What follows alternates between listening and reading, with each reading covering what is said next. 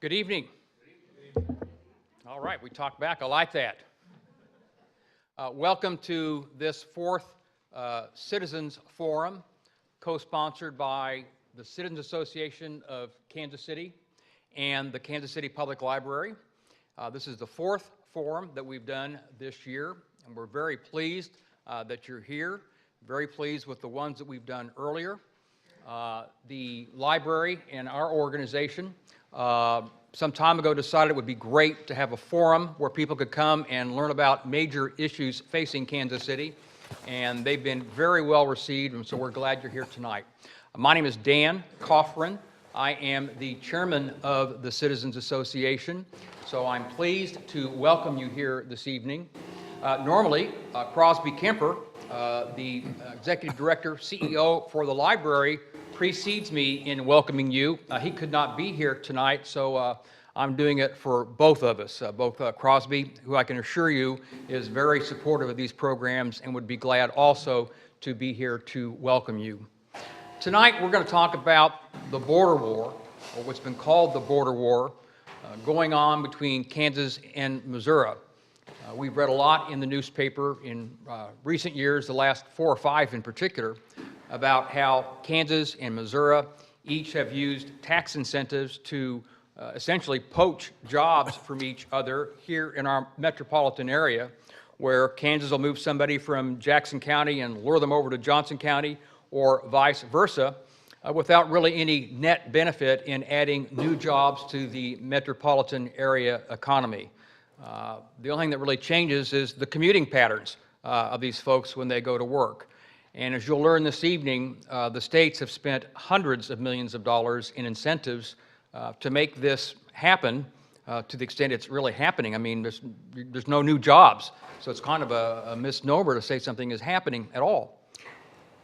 More recently, Kansas has enacted very significant cuts in state income taxes for businesses as part of this economic development effort. Missouri considered a similar regimen of income tax cuts last year. It was passed in the General Assembly, but vetoed by the governor. That will come up again, though, this coming year. So tonight, you're going to get a good education, if you will, on how these incentives work, and then what the consequences are. Are we really getting the bang for the buck out of them that we should? And what should we as citizens be looking for in the news? What should we be asking our elected officials as these go through the legislative process? We're very pleased tonight to have a very well-qualified panel to discuss this topic with us. Starting at my left, first of all, Mr. Bill Hall with the Hall Family Foundation. The Hall Family Foundation has done a lot of work evaluating, analyzing the effects of these tax cuts, these incentives, adding up how much they are and what real benefit has come out to the taxpayers with that. Then we have Martin Dickinson. Professor Dickinson is the Robert Schroeder Distinguished Professor of Law at the University of Kansas. He's a noted national expert on taxes, state and federal and the like. So he'll be addressing some of the particulars about how these taxes work and what we can expect to happen and how people might game the system, if you will. Whitney Kerr is with us. Whitney, I've always referred to Whitney as the dean of the Kansas City commercial real estate community. He sometimes disagrees with me, but he knows he really is, right? Okay, let's hear it for Whitney. He'll talk about how these incentives have affected the real estate market and the extent to which they really artificialize the market. And then Pete Fullerton down at the end. Pete is the president and CEO of the Economic Development Corporation of Kansas City. So he's the guy out there on a daily basis working to attract businesses to Kansas City, and he's got that view down on the ground for how economic development incentives work and where true value is. And then finally, tonight we're joined with our moderator, someone who needs no introduction, Mike Mahoney, Channel 9. He's one of the top political reporters in Kansas City. So without any further delay, I'm going to turn the program over to Mike. Get ready to learn.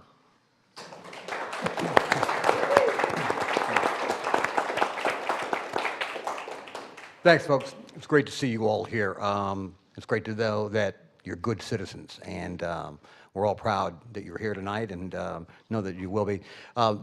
Point of personal privilege here. When they call you the dean of commercial real estate, folks, everybody knows that's a euphemism for being old. Now here's the thing, is I get called the dean of reporters around Kansas City. Also a euphemism for being old. But Whit and I'll tell you, we'll both eat the kids' lunch every day. All right? I want to start this off by saying, if you don't know this, I bring you the news that the state of Kansas has signed a no business poaching pact. Here's the catch. According to Good Jobs First, the Revenue Department in the state of Kansas can't find the document. True. Missouri doesn't have that problem. They never signed it to begin with. So that's sort of where the state of play is. And that's one of the two or three things I wanted to bring up. Second thing is, if you've got questions, we're going to try to do this as my friend Dave Helling did in a similar form earlier this year. We're going to do them in the middle. Raise your hand, I'll get to you. We'll kind of try to involve you in the discussions. No speeches, please. Get to your question and go from there. And if you don't, I'm going to reserve the right to simply move on. And the third thing that I want to talk to you about is, everybody do it with me. Take your little buddies out and put them on buzz, all right? You can still check the score of the playoff game or the football game, but you're going to do it silently. Having said all that, gentlemen, where I'd like to start this for a second, and this doesn't have to be lengthy by any stretch of the imagination. In fact, I would prefer it not be. What do you think the state of play is right now? Where are we? And Bill, we'll start with you. Where do you think we are on Thursday night in October as regards business poaching or the border war? Well, I think it's still at a very high level. I think that there is a recognition in both states that it's gone too far, and I think that there's hope that we'll be able to get something that will give us some relief in the future. Martin? I share that view. There's some basis for optimism, I think, because people are finally realizing that all this money that's put out really is producing a zero-sum game and isn't to the general benefit. So I want to be optimistic about it. I concur. I don't think that it's a sustainable policy, and if I were a business leader and trying to choose a site in Missouri or Kansas, and someone said, I'll pay you $46 million to move over to Kansas, first thought I'd have is Kansas that bad that you have to give them $46 million to move over there? I don't think it's a sustainable policy. I think it's going to end. Pete? The phone's still ringing. The phone is ringing with companies from Kansas looking at opportunities for Kansas City, Missouri locations. We have our business development staff out doing yeoman's work, talking to our existing businesses, and they're asking questions as well as to what are their options. Okay, now, at the heart of this for the state of Kansas is their PEAK program, which is a set of business incentives. And who wants to briefly, emphasis on briefly, describe how that works? Pete, go ahead. Actually, the real brief is that Dan did a great job. That piece of paper that you have down there, that two-pager, is great. In fact, maybe I shouldn't say this, but we can use that actually in our office. It's a great synopsis of what the PEAK, as well as the Missouri Works, which used to be the Missouri Quality Jobs, and the benefits and the issues that are involved in those kinds of job creating or job moving conversations around the region. I would say real quickly that historically Missouri's incentives were more investment-based, and over the last decade we've seen our incentive toolbox become almost entirely payroll-based, and this is where the PEAK and the Missouri Works program touch base. So basically it's a way of incenting job creation in the respective states that utilizes the Missouri or the Kansas withholding taxes. They're mirror really programs. We in the state of Missouri back in 2002 timeline utilized a model from Oklahoma and Arkansas when this tool was passed in the Missouri legislature. And I think in 2009, the state of Kansas saw that particular program that was the Missouri Quality Jobs Program and said, hey, we can do that over on the Kansas side. So they really mirror each other pretty significantly in the sense that you can get a certain percentage of your withholding as a business. You can capture that. You have to create certain kinds of jobs, and you have to pay at least 50% of the premiums of the health insurance of the employees, so hence the issue on quality jobs. But really, as far as the particulars of that, this piece of paper in front of you really goes to a real good heart and shows the details that are out there, because any little nuance relative to a type of a business, how many jobs, where in their pay scale, they have to be above county average wage, which is mirrored in both states. So they go through that process, but then Jeff City or Topeka will put out a proposal, and then we compete from there. Anybody else want to chime in on the Kansas stuff? How about Missouri? Well, then let me sort of follow up on that. If these programs on the surface seem to be equal as incentive packages, why do I always continue to hear people on the Missouri side of the line say the phrase, we need to get sharper tools in our box? They don't seem to feel like they have the same sort of incentives that Kansas does. Why do they say that?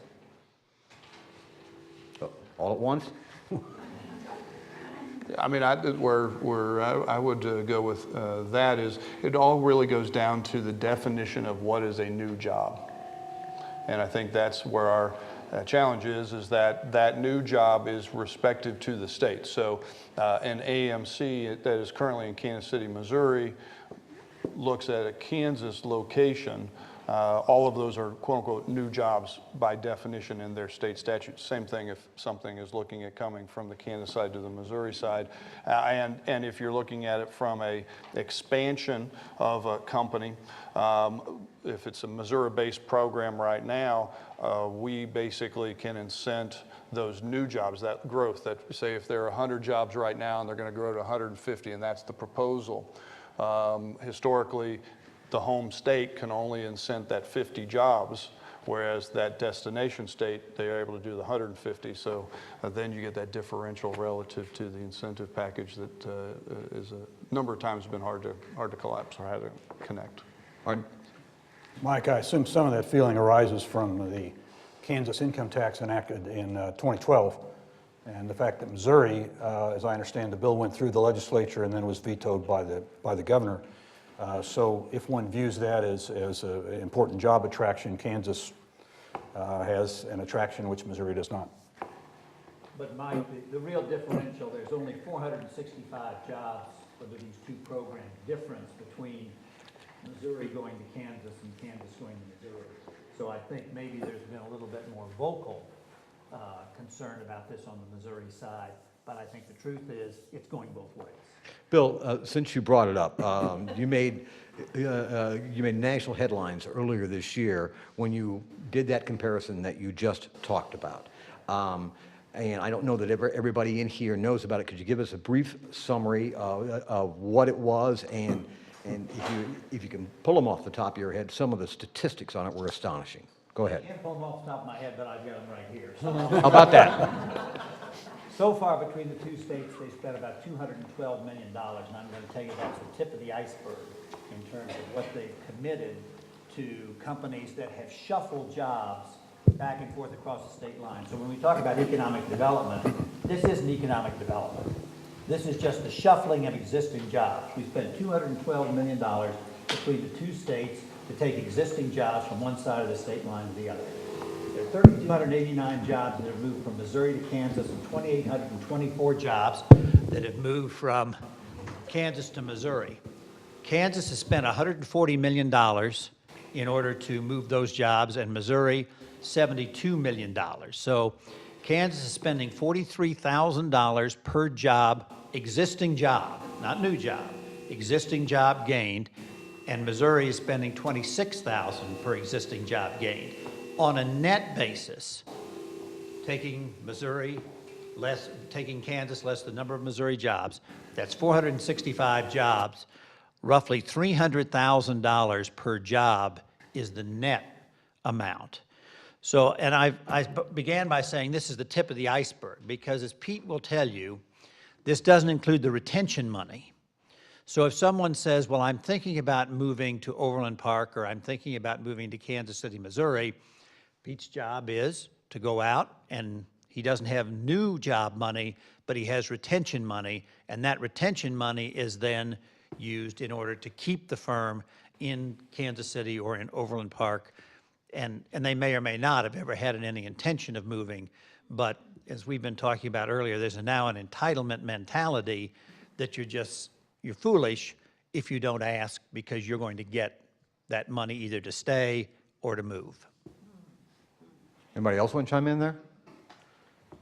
You know, Bill, when you presented that study, the first thing I thought of, and excuse me if I'm being flip on this reminded me of every shakedown I have ever read about in every city, in every professional sport in America, where they want a stadium and they go through it and extort City Hall. And it doesn't just happen in major league cities, folks. I went to a town called Wilmington, North Carolina, which sits right on the beach in southeastern North Carolina, and the beach is one of their big attractions.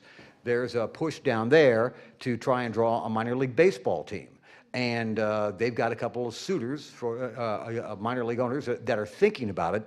But the first question they asked was, they went to City Hall in Wilmington and said, how much? And the debate rages as we speak right now in Wilmington, because they're going, what do we need a minor league baseball team for? We got the Atlantic Ocean. But it goes on everywhere. And correct me if I'm wrong, it's similar, isn't it? In fact, it's identical, it feels like. Yeah, well, and others will have comments about this.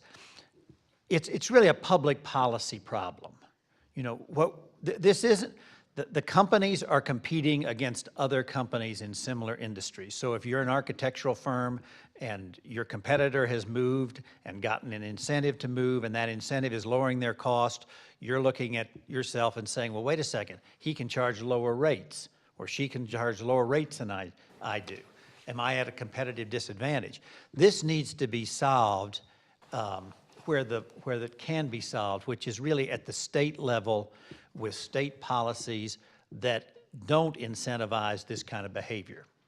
But it sounds like to me that both Governor Nixon and Governor Brownback give lip service to it, and then it continues to be ignored. Nixon will talk about we need to look and compete on a global level or a national level, and I don't think that's wrong, but when he's pointedly asked about business poaching, he takes it up to 50,000 feet and talks about the state. Governor Brownback for a while just flat out said, yeah, we're going to go look for jobs everywhere. And I believe the sense I got from your opening remarks there was that, well, maybe it's backing off. Well, maybe we're just in a lull. I don't think we're in a lull. I think there's a recognition by the elected officials that they're wasting money. You cannot look at the list of people who are getting these, everything from engineering to architectural firms to restaurants to grocery stores, to people who clearly, they're not going anywhere. You know, they may go across the state line, but they're not going to Dallas, or they're not going other places.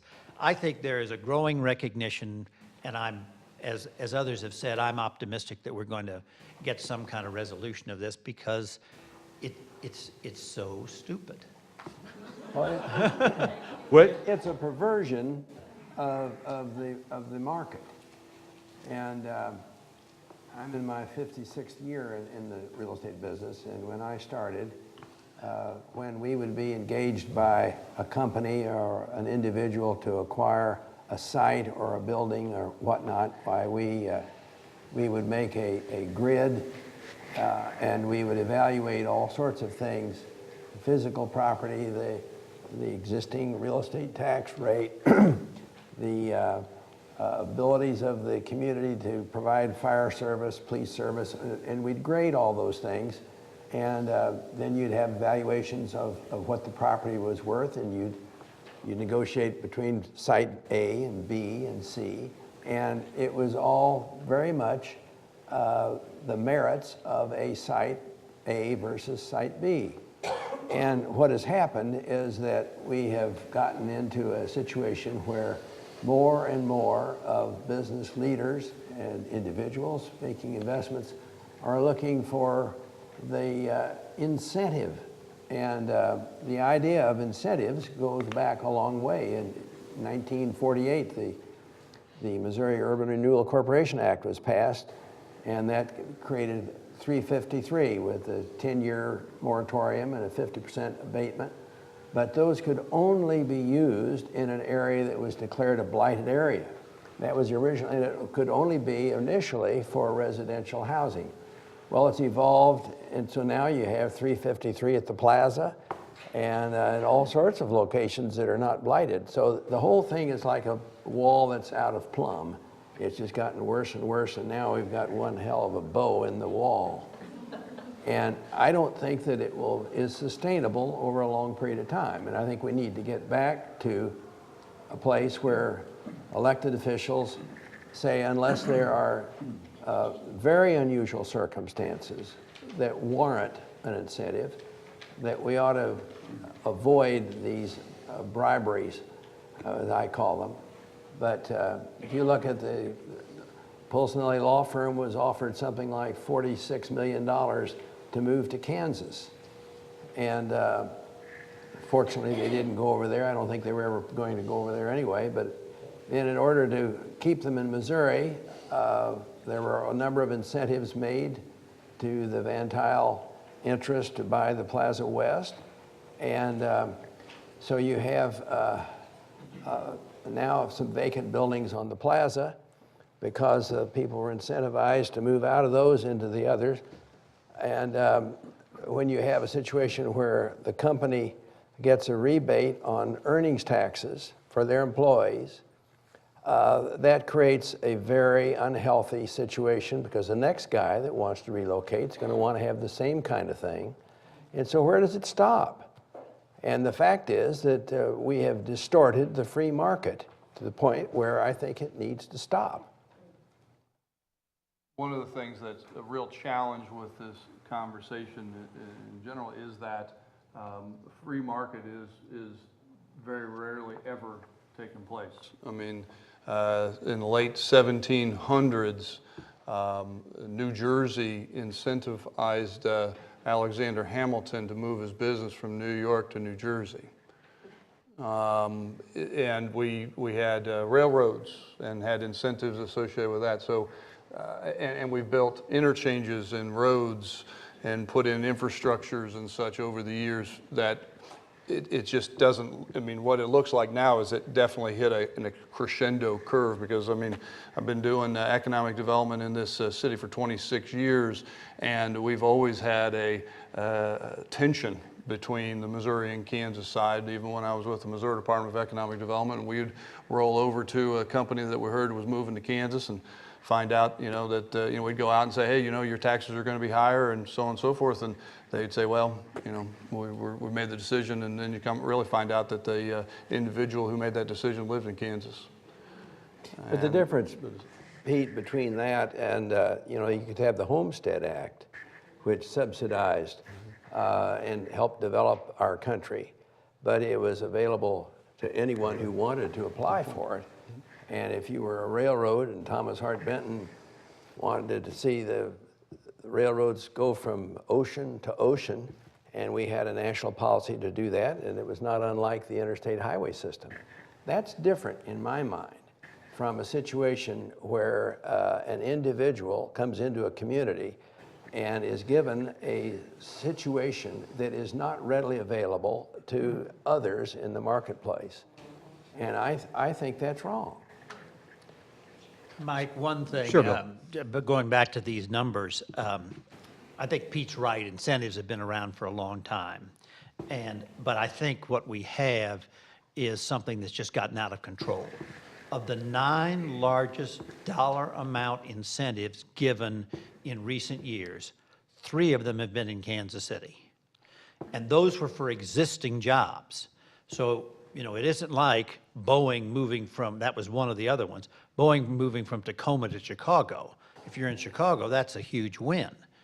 We had somebody who moved from, one side of state line to the other.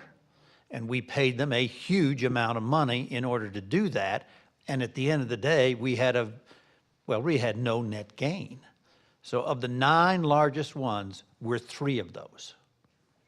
When, to kind of continue this, and folks, if you got questions, we're just going to do them right there. Let's go to you right now. Hang on for a second. Let me get out here. Stand up so everybody can see it. Okay. Isn't it always an incentive when, since Kansas is a right-to-work state, that it's going to be having an advantage over Missouri with the unions and the lack of unions on the Kansas side, and the wages are much lower in Kansas because it's a right-to-work state? That seems to benefit the company's bottom line. What do you think? Yes, I think it is an advantage to Kansas to have the right to work laws. And oftentimes, companies that have had a difficult time with work rules, it's more of a issue. When we talk to these people about site locations, oftentimes it's not so much the wage rates as it is the work rules and the amount of productivity. And if you have to, for example, we were talking about this program earlier, and we were talking about the ATA. The ATA has the same union on both sides of the state line. The wage rates in Kansas City, Missouri are $25 an hour or more, and on the Kansas side, $16 an hour or more. The productivity of the work rules are entirely different, so they have to have more people and more costs, and so the people in the business of locating their facilities, warehouses or manufacturing, they're keenly aware of that. And so that is a factor. Along the same lines, the state of Kansas essentially eliminated the business tax on small companies, LLCs, law firms, et cetera, small companies. How attractive is that? Missouri offered a similar program in the bill that Governor Nixon vetoed, but it basically dropped it, if I remember right, by 50% over 5 years. In Kansas, it's gone. Well, I think that if you're a large law firm, for example, and you have a lease in a big building in downtown Kansas City or in the plaza, and you have 10 years to go on your lease, and a lot of obligations of that sort, you may not see the impact of that until that lease runs out. But the time will come when someone has to make a relocation decision, and it may be a very big factor at that point. So it behooves Missouri to be competitive, I think, in that kind of an area. Martin, what do you think? Michael, I should point out that benefit under the 2012 tax law in Kansas is not limited to small businesses. It's right. not available to C corporations. It's available to any sole proprietor, limited liability company, S corporation, or partnership without regard to the size of the enterprise. So it's a very broad kind of exemption that's granted. Pete, how do you counter that? Well, what we've, in the research that we've done, and again, as we're telling our business development folks when they're out on the street, talking with businesses, if this comes in conversation, say, just be prudent, Mr. or Mrs. Business owner, consult your tax attorney. We're not tax attorneys going out and talking to folks, but we've done some numbers and it's shown that one of the things that you don't realize with regards to Missouri tax is that we have the federal deductibility. So there may be somebody out there saying that it's a 6% gap. Missouri's corporate tax is 6%. Kansas is 0. Said, well, it's really not 6%. It's probably in a 3% kind of range. So there's really a gap of 2 to 3% for particular businesses. And said, there's other issues that you have to look at. Are there property tax issues? Are there rent issues? Are there sales tax issues? Are there just, we kind of tell folks to try to look at the whole picture as best we can. There are some businesses, particularly again, if that individual lives in Kansas, that this may be one of those aha moments where they say, okay, well, this is the reason. We've not seen the mass exodus, but we believe that as we continue to see those kinds of leases come due, it's going to be an issue. And again, we want to tell everybody out there, be prudent with this, look at it, and there's costs associated with moving, and just look at that as much as possible. And what we're really hoping is that we have a great business product that we continue to develop in Kansas City, Missouri, that at the end of the day, they look at it and say, no, we'll stay. It sounds like you're playing defense all the time. There's defense, yeah. We've got some offense side. I mean, we've had some, as Bill said, we've had some opportunities to where companies are looking to expand over on the Missouri side, and we've tried to take advantage of those where we can. All right, here, let me, time, so that they can hear you over there. Stand up, please. You talk that there's net zero state to state, but what kind of growth has there brought from out of the 2 state areas with these incentives? I don't know the Missouri numbers. Pete will probably know them. The PEAK program, 96% of the money has gone into Johnson County. And I think there is one company that has gone from Missouri to Johnson County that wasn't in the metropolitan area already. So if the PEAK program worked, you'd see growth in Wichita, Salina, and throughout the state. There isn't any. The program doesn't work. The only way it works is for someone whose lease has run out or is looking to relocate within the metropolitan area.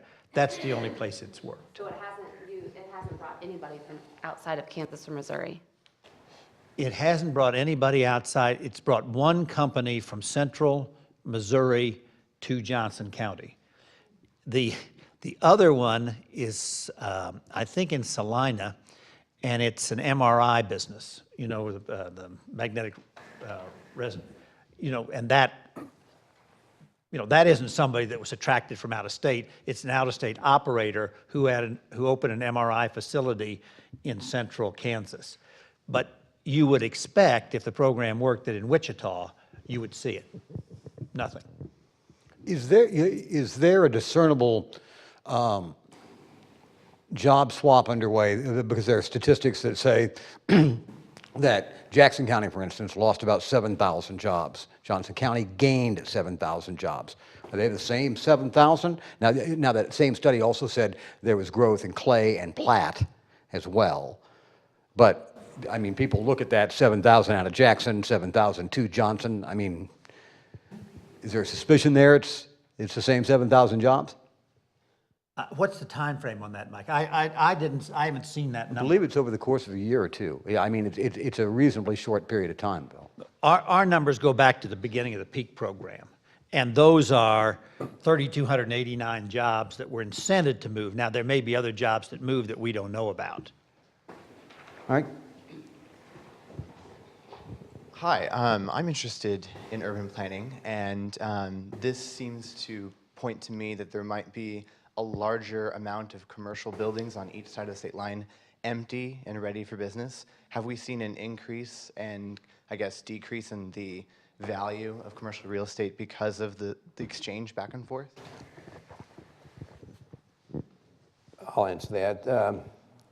We have a lot of surplus office space in Kansas City on both sides of the state line. And how much that is a direct result of the recession that we've been experiencing, how much it is a result of the use of computers and the much more efficient use of space, I think that's a large part of it. But I think that my own thought on the situation of valuation of properties on the Kansas side versus Missouri side, Kansas has had a problem, in Johnson County especially, of having a fixed permitted density on office space development. Typically in Overland Park it's like 0.32, which means that if you want to build a 32,000 square foot building, you've got to buy 100,000 square feet of land. that is the density in downtown Kansas City that is permitted is 56 times that. So what happens when you start building buildings, there are only two variables. One is the cost of the land, the other is the cost of the brick and mortar. So it causes urban sprawl. And so Johnson County is a miniature LA in some respects. And so you go to cheaper and cheaper land and you build drive-it buildings instead of stone and masonry and so on. And the result is, on the Missouri side, in contrast, we tore down the old library on the plaza and built a new building, much greater density, because Missouri has never bought into that fixed density. And so that's a factor that I think has adversely affected values on the Kansas side versus Missouri. But there's a lot of surplus space on both sides of the state line. One of the other things that's interesting to me as an observer of real estate, about 7 or 8 years ago, 47% of the housing starts in metropolitan Kansas City were on the Johnson County side. And since that time, it's gone down, down, down. And maybe that's why Governor Brownback and all is so concerned about more people in the major Kansas cities, because now Johnson County's percentage of the new housing starts is down to something like 24%, which means that 76% of the new housing starts in metropolitan Kansas City are no longer in Johnson County. So it's a much more balanced situation. And I think that whether there's a connect between that and some of these economic policies pursued by Kansas, I don't know, but I wonder about it. It seems like to me, real quick, Whit, that some of that displacement on housing starts isn't back over on the Missouri side, it's in Wyandotte County. No. Really? Oh, it's Platte The and city, Clay city of Kansas City, Missouri has been the #1 home permitted jurisdiction in the metropolitan area for the last 15 years, every year for the last 15 years. Well, some of that has to do with size, though. Yeah, but I mean, but we've been able Well. we've been able to get some market share that went away for. The rate of growth in Johnson County has gone down. Johnson County is still continuing to grow, but not to the extent of being the dominant growth county that it was for a long, long time. Okay. Mike, one other thing just to mention is you can't understate what the Sprint campus did to the real estate market.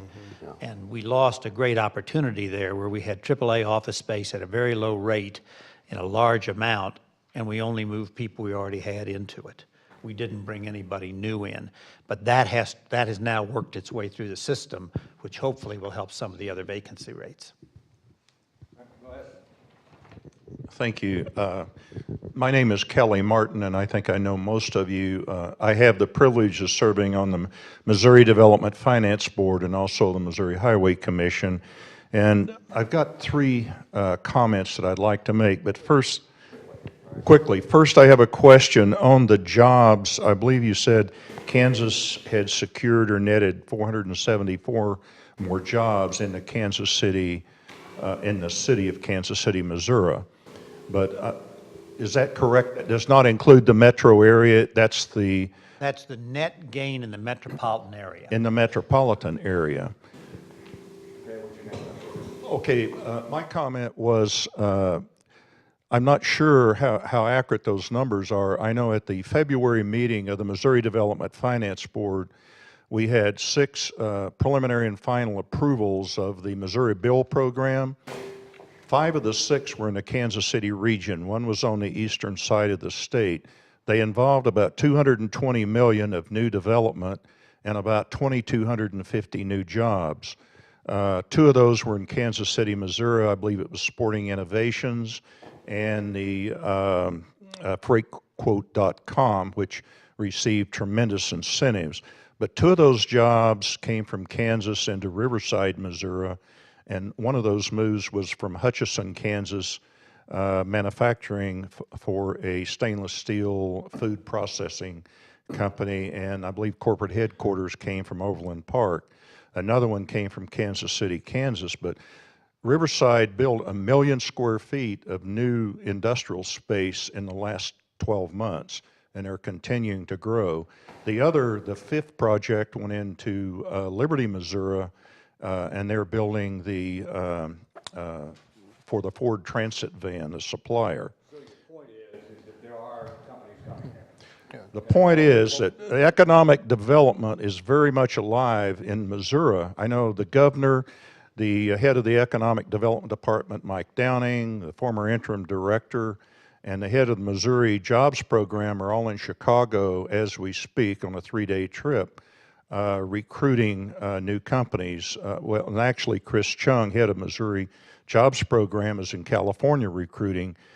Mike Downing, the head of economic development, told me a couple weeks ago, said in all his years, 20 or 30 years in economic development in Missouri, he has never seen as many companies interested in moving in Missouri. So definitely economic development's very much alive in our state. But I do agree with the point that we are probably over incentivizing companies, and particularly I agree this is a zero-sum game in the metro area. Great, thanks. Let's go here because she was first, and then John will come back. I'm going to embarrass myself geographically here, but what do you guys think makes this what I would call a particularly vicious issue in Kansas City, the metro area? Is it simply because of how the metro straddles that state line, and I feel like fairly equal amounts of development? Like my only example would be St. Louis, and obviously there's a lot less in terms of development and sprawl maybe on the Illinois side of the St. Louis metro versus what's been happening on the Missouri side. So I would just be curious, is it simply our geographic layout that has made this incentives and job poaching an issue? Are there other metro areas in the country that are dealing with similar situations, or is this kind of a signature issue of Kansas City? I'll hop in just real quick on that. It's not necessarily unique to Missouri, Kansas. I mean, you look in Memphis, you have Tennessee and Mississippi, and so they have 3 states. In the Charlotte, North Carolina, you got South Carolina in there, and actually this was in that same report that Bill was talking to.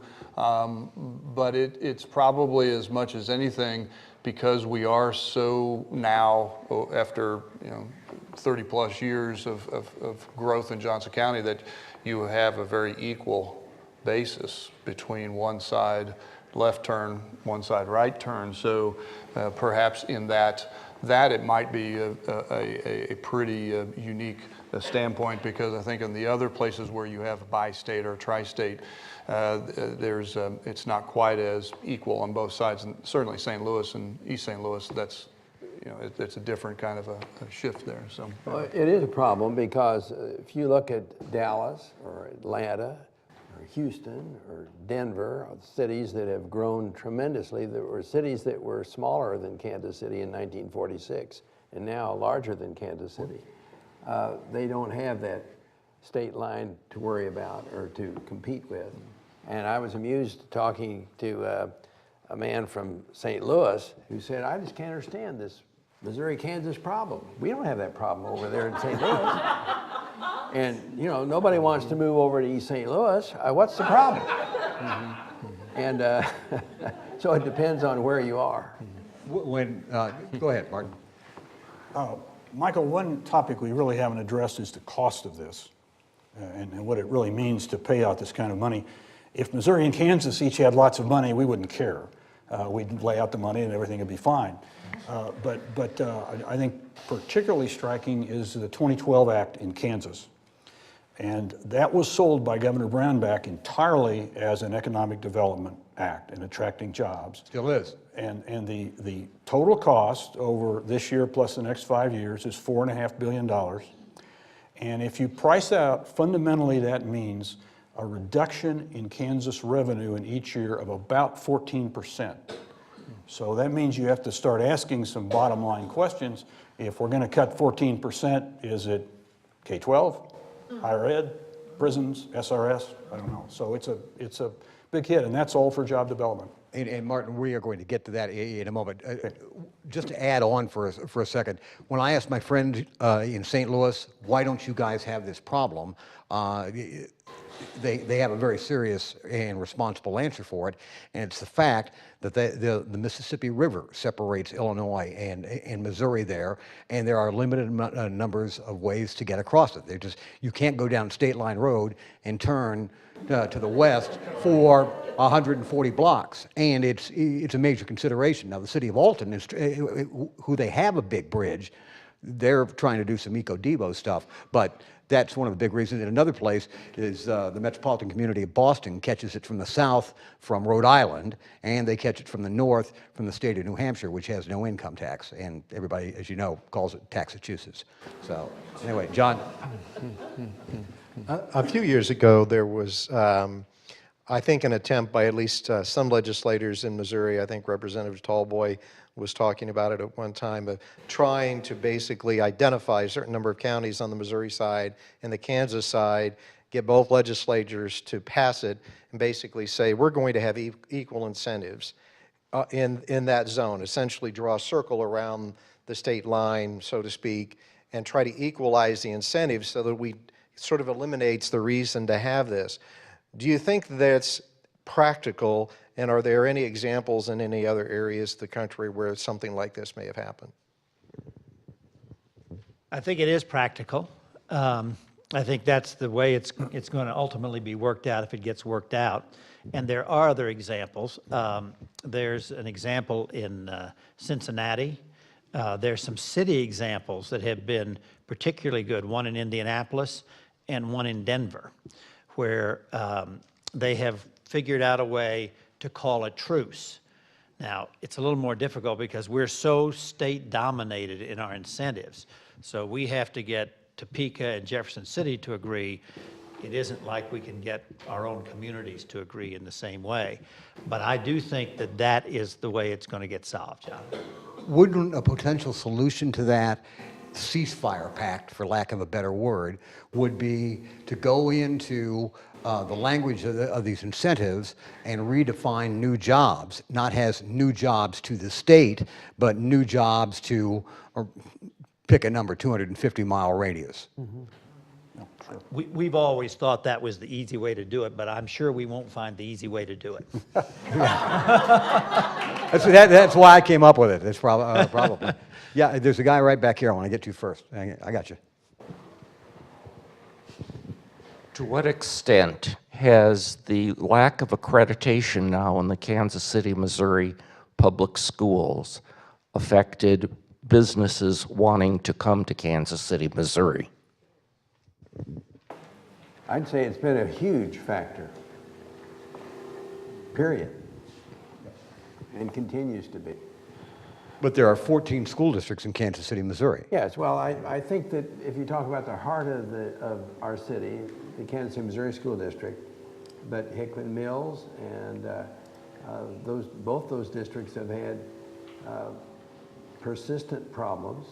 And when people come to town and with children and they ask the status of schools, it becomes a very big factor on where they go. And if that man is a branch manager of a big company, when it comes time to decide where he's going to relocate the branch office, we suffer for it. And it oftentimes goes to Johnson County.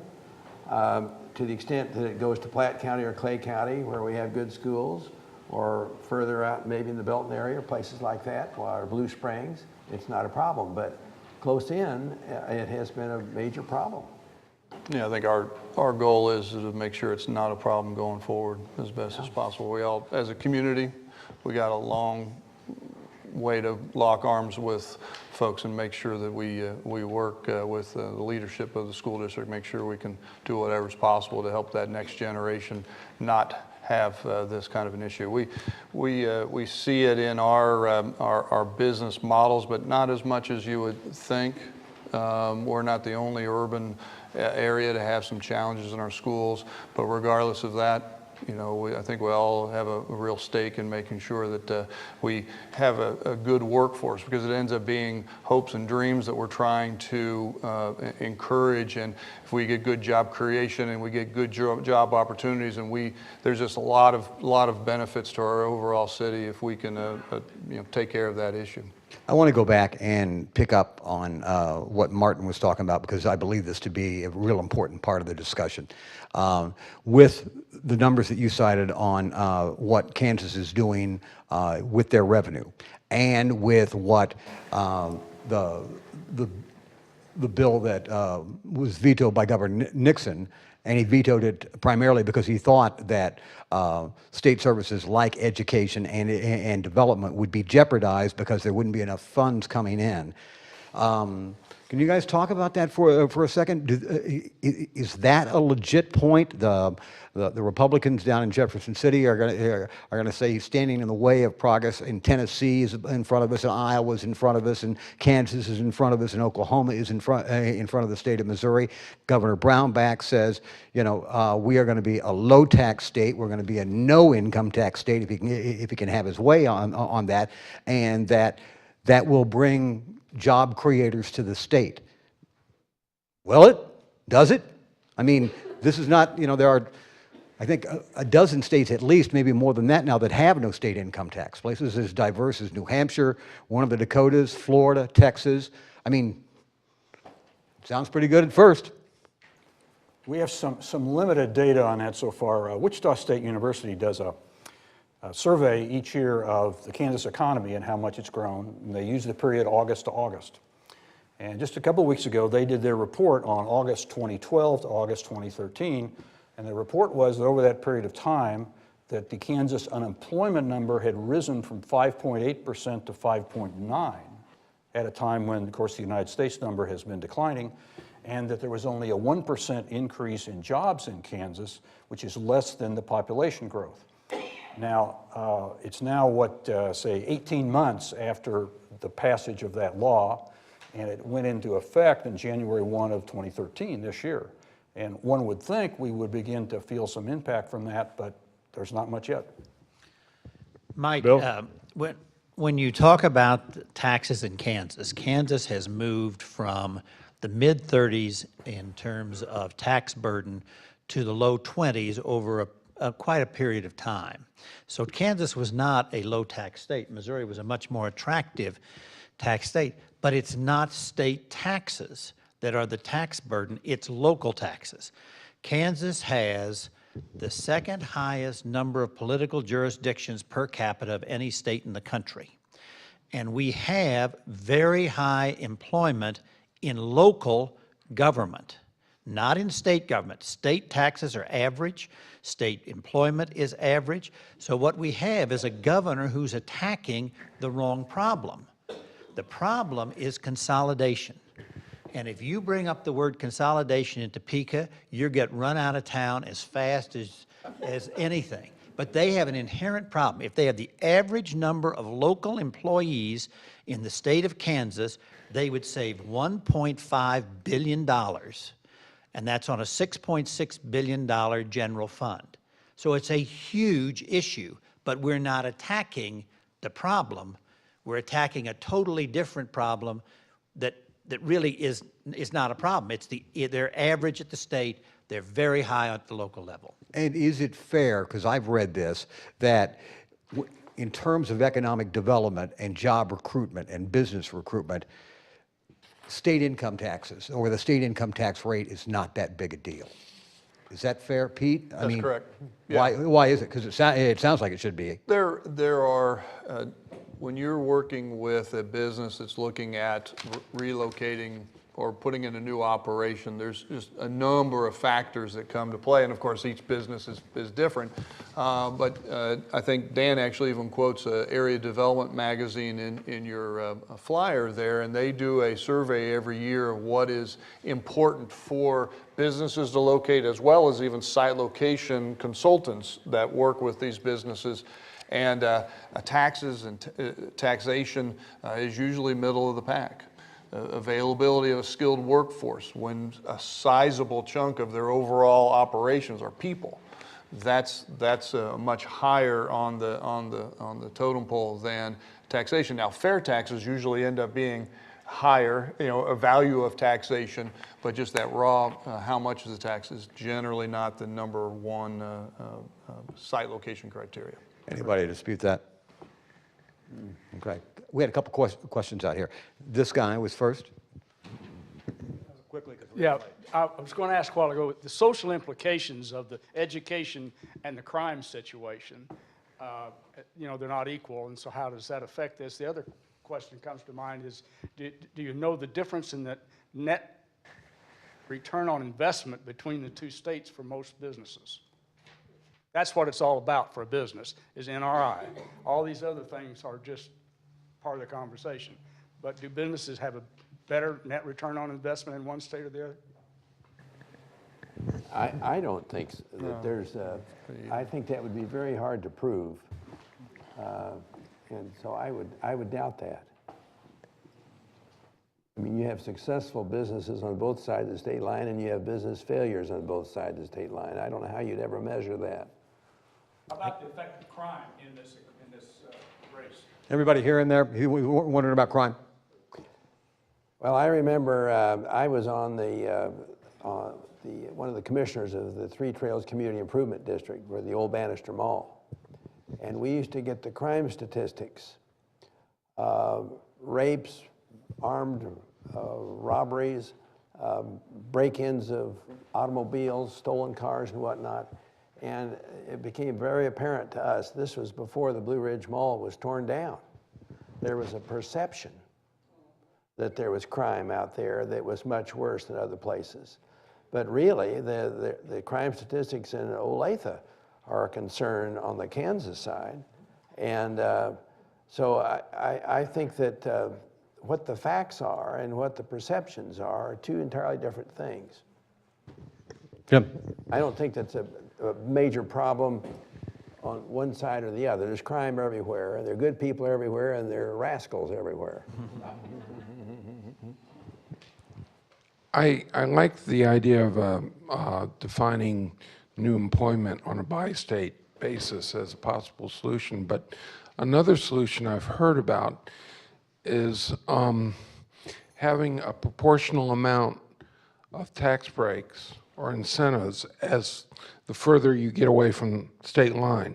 In other words, if you're a mile from state line, you get maybe 0. If you're 2 miles, you get, but if you're in Topeka, or you're going to Salina or Wichita, or if you're moving from somewhere in Kansas to, say, Marshall, Missouri, it's a different situation in that by state law you set that out and you declare by doing that a ceasefire within a mile or 2 or more, 5 miles of state line. I don't know what would be the point isn't the distance, is that it's proportional by distance.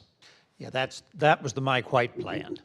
And the only problem that we've had with that plan is that it's basically based on the distance you move, not necessarily the distance from the state line.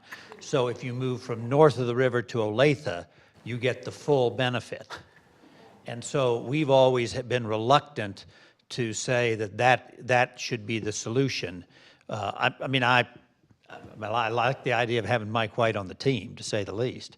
But I don't know that is the ultimate solution that we're trying to get to. One more here, and we're kind of running out of time here, folks. This is going to be a last question. So any data or research you see on millennials, which is essentially the early 30s and younger, we don't care about any of this. We move to cities because they're where we want to live, because of the culture and the quality of life, and everything else is completely irrelevant. I'm not having kids. I don't care about the education system. Sorry, quite frankly, that's just the way it is. I want to live in Kansas City because this is where I want to live, and I can't find a job, so I'm going to make one. So what are those of us my age and younger supposed to do? What I do, I don't go to AMC anymore. Because if they're going to play the border game, I'm not going to give them my business. What are we supposed to do when those of us who are going to be around for the next 80 years don't care about any of this kind of stuff and we're sick of the games? I could jump in on that. That's really a good point. Mark her down as uncommitted. But what you bring up is something that's very important for us to keep focus on, is the value add that we have, and we have a great momentum in Kansas City, Missouri, and this spine that we have in our urban core and downtown, and keep building value in there and keep focus on that. And I think that's definitely a much longer term strategy for us as a community. This other is a distraction towards that. Gentlemen, it's been an interesting discussion. Anybody got any final closing thoughts? Going once, going twice?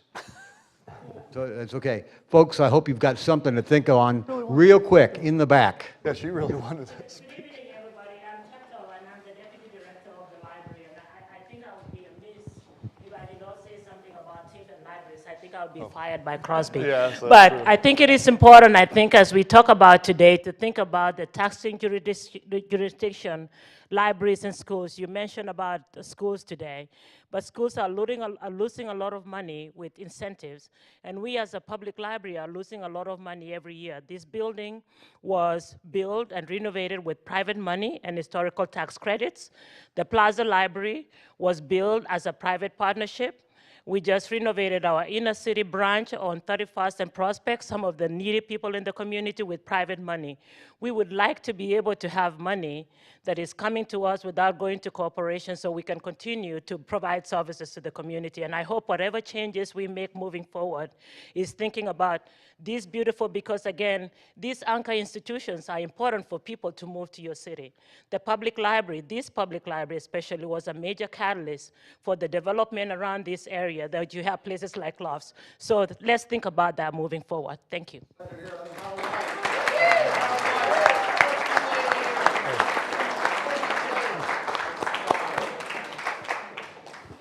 Thank you, Mike, Bill, Martin, Whitney, Pete, and thank you all for attending our program this evening. We hope you learned something and developed some questions in your minds and you want to learn more.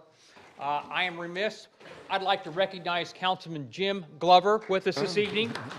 Jim, stand up. Stand up, Jim. Okay. And of course, he asked the best question, right? Okay. Jim, thank you very much for being here. In addition, we have several members of the Board of Directors of the Citizens Association. I'd like to recognize them. If you would stand, please, when I call your name. Joanne Collins. Hey, Joanne, former member of the City Council. Jared Campbell was here earlier. I think he stepped out just about 5 minutes ago. BJ Atkinson. I saw BJ. She may have stepped out already. Oh, there she is, right there. Kelly Martin, you heard from Kelly. He asked a question on the Missouri Development Finance Board and the Highway Commission. Carol Adams, formerly with Mid-America Regional Council. Jim Stacy, the next dean of the commercial real estate community in Kansas City. Forrestine Beasley, where's Forrestine? Over here, okay. She's going to be the dean of the real estate community too. And then Vanessa Claiborne Welch. Vanessa right there. Okay, thank you all. Pardon me, John Fairfield. John, thank you for being here, former member of the City Council. The Citizens Association is here to educate and engage people in their local government and to hold elected officials accountable for good results that benefit the entire community today and tomorrow. That's our mission. We've been doing this since 1934, long time. One of the principal things we do is screen all candidates running for mayor and city council. We're getting ready to start doing that again. The next election's not till 2015, February 15, but we'll be spending a lot of time this coming year looking at issues facing the city and the folks who are interested for running, in addition to continuing programs like this. If you'd like to be a member of the Citizens Association, we'd love to have you. There are membership forms out on the table in the hallway by the yellow banner. Just fill it out, send it in, and because we need your support. It costs money, quite frankly, to put on events like this, and your help and support would be very much appreciated.